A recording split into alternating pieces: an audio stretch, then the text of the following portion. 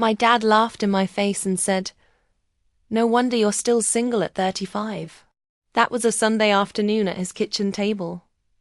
He thought he was just being funny. He had no idea I'd gotten married 3 weeks earlier, and he wouldn't find out for another 2 months. This is that story. So, for context, my dad is not a bad person. He's a good dad in a lot of ways. But he has this habit of saying whatever's on his mind, usually disguised as a joke. Growing up, the jokes were about my grades, then my career choices.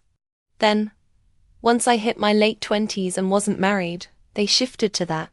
The running theme was basically, something is wrong with you, and I'm going to keep reminding you until you fix it.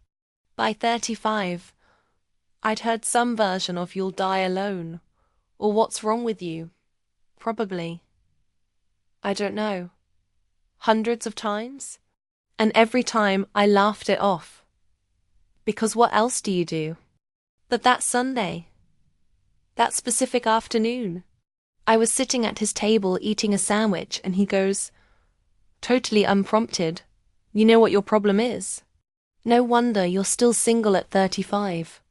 I put my sandwich down. I smiled. And inside, I thought, "Oh, buddy, you have no idea." Okay, let me back up. Because the wedding itself needs its own explanation. I had been with my partner for 3 years. We knew what we wanted.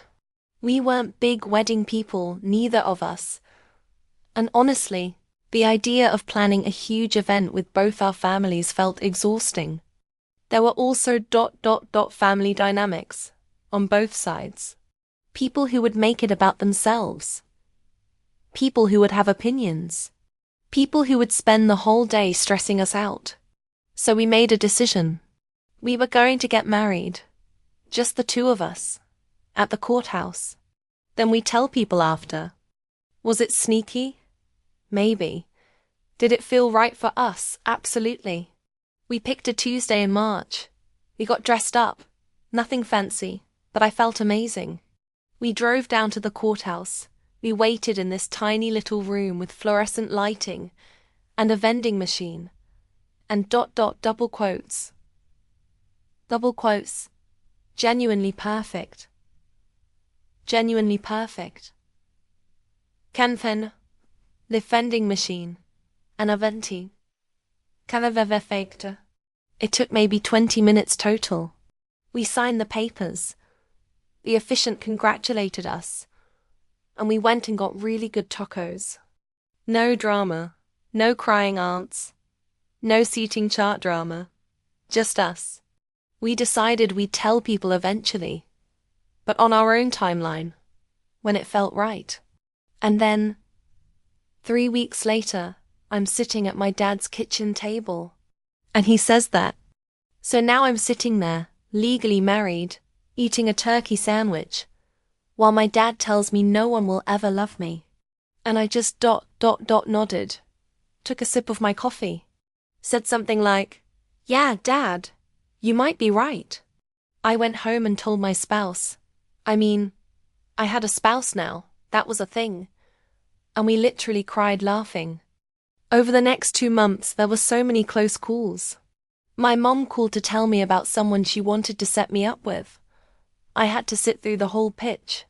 Name, job, where he went to college. Fully married. Totally silent. My sister came to visit and saw a photo on our fridge from the courthouse. Just the two of us, dressed up, grinning. She goes, "Oh, where was this?" I said, "Oh, just a dinner thing." She moved on. It was the longest and funniest 2 months of my life. But eventually, you can't keep it going forever. We decided to tell family at a dinner. My spouse and I cooked, invited the closest people over. And when everyone sat down, we just said it. So, we got married. About 2 months ago. We wanted to tell you all in person. The room went quiet for about 3 seconds. My mom burst into tears. Happy tears, eventually. My sister screamed. It was chaos. And my dad? He sat there, very still. And then he looked at me and went, ... how long ago? I said, 2 months. He was quiet. Then he laughed. A real surprised laugh, and said, so when I said that thing about you being single ... single quotes, I just smiled at him. Yeah, Dad.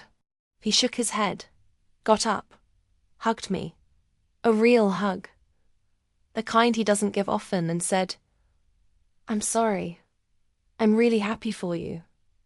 And I think that was actually the most honest thing he'd said to me in years.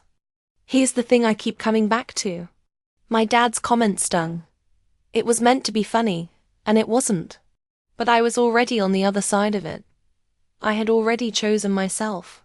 I had already built something quietly, on my own terms, without needing anyone's approval or anyone's timeline. And that felt better than any comeback I could have given him in that moment. If you're out there, and someone in your life is treating your timeline like a punchline, you don't owe them a rebuttal. You just owe yourself a good life. My dad and I are fine. He's actually really sweet with my spouse now. People can surprise you. But I will never, for the rest of my life, forget the look on his face when he realized I'd been married for 2 months while he told me I'd die alone. Okay, that's the story. If you liked it, you know what to do. I'll see you next time.